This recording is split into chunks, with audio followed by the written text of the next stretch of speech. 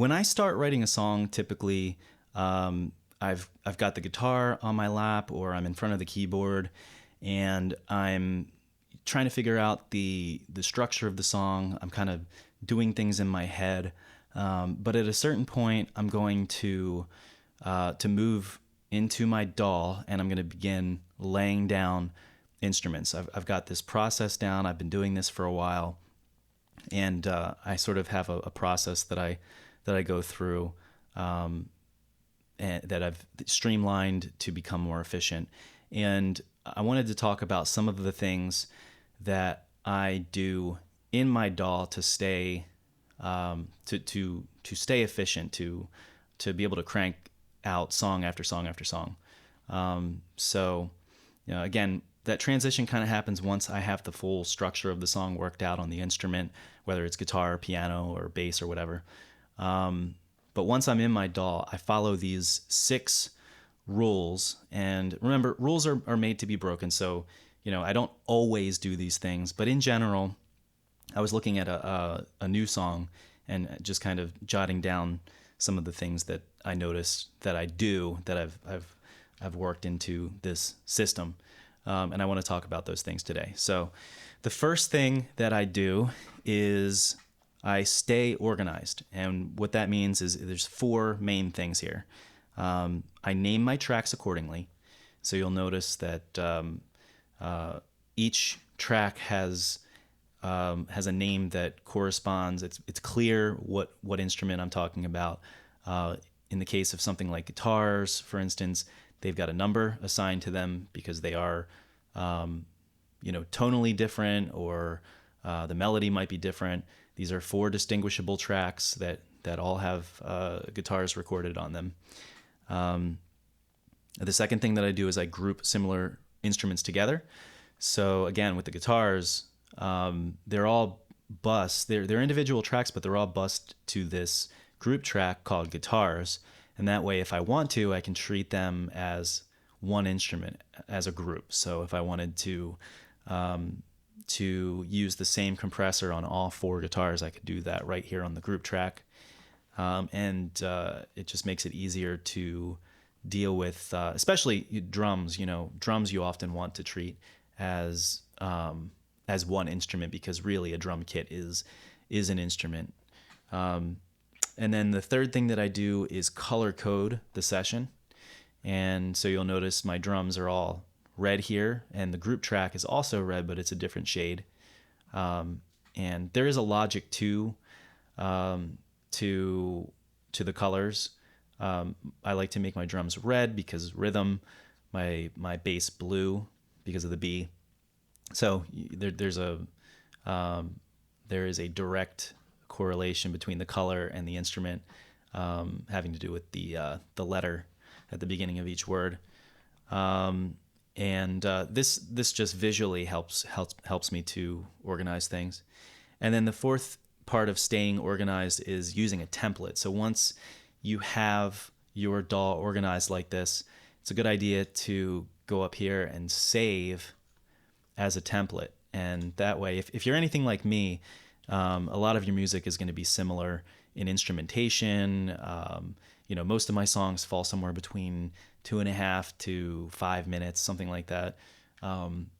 So a lot of my songs are similar in certain ways, and it just helps to have this template that I can pop open when I start a new song, because typically all of the elements are going to be there. There's going to be an EQ and a compressor on every track in case I need it. I might not have 4 guitars in this song, but I can always go back and delete these tracks. It's a lot easier to delete tracks than it is to create new tracks and color them and name them and bus them to the group. So I've got 4 available guitar tracks here if I need them. So those are the 4 ways that I like to stay organized. Now, the second thing I wrote down for writing music within your DAW is to choose a tempo early on, use a click track, and quantize. So this is a debatable topic. A lot of producers fight about whether or not you should use a click track. A lot of bands, if you're recording a band, they might not want to use a click track because they think, it sounds great when we play it live. And that may be true, but the reason to use a click track is not to improve the performance. The reason to use a click track is to make it easier to edit later on. And a lot of people say, oh, but then it's going to sound kind of robotic. But I disagree with that. I think if you're a seasoned musician, you can work with a click track. You should be able to work with a click track, and you should be able to provide a natural performance even with a click track there. And it's going to make the producer's life a lot easier when it comes time to edit, because you can move things around if you need to. You can copy paste things a lot more easily. You could remove a section more easily if you need to, or add a section. It's just a good idea. This, again, rules are made to be broken, but so if you have like a slow piano song with just a piano and a vocal, for instance, you might want that to breathe a little bit. You might not want to use a click track then. But in general, using a click track is a good idea.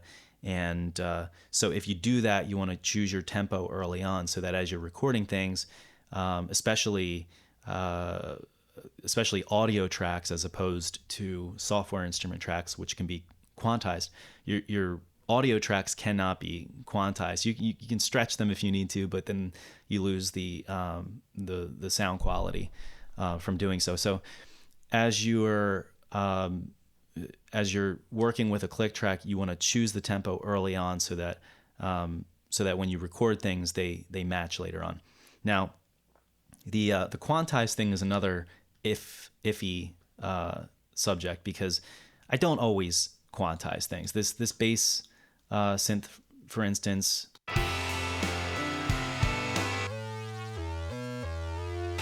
so that's quantized because it's a rhythmic instrument. It sounds good locked onto the click track like that. But this piano here,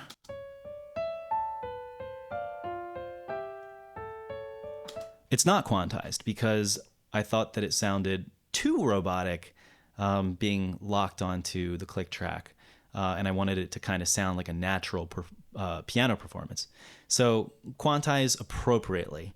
But quantizing is a good idea, especially with rhythmic instruments, because it's going to give you a good foundation for recording your other instruments, your guitars and your synths and vocals and things like that. The third thing that I wrote for writing within your DAW is use scratch tracks and software instruments as placeholders. So the drums that you hear in this song they're an instrument, they're a software instrument, and they're going to be replaced at some point. But I wanted to give myself a good foundation. I wanted to have an idea of what the drums would eventually sound like, so that I could record the other instruments. Just makes it easier to be creative when you have tracks like that recorded. These guitar tracks are going to get re-recorded. These are scratch tracks, but it just makes it easier to record other things like synths and keyboards, vocals, things like that. So the fourth thing that I wrote down here is to keep clips broken up at least until the track is complete. So this guitar track here, these clips could all be combined, but while I'm writing, I like to keep them broken up, so that if I want to, I can move them around. I can mute certain parts and leave the other parts unmuted. It just makes it easier and faster to move things around if need be. And then the next thing is to mute and keep parts you haven't used until you're sure you don't need them. So this is, similar concept. You can always get rid of muted parts later, but it's a lot more difficult to add them back, especially if you forget what you did. So, this piano part here was written and then muted because I decided I didn't need a piano part for that part of the song. If I change my mind later, I don't want to have to remember what I did. I don't want to have to re-record it. It's there. It's not hurting anything. But I muted it and I'm keeping it.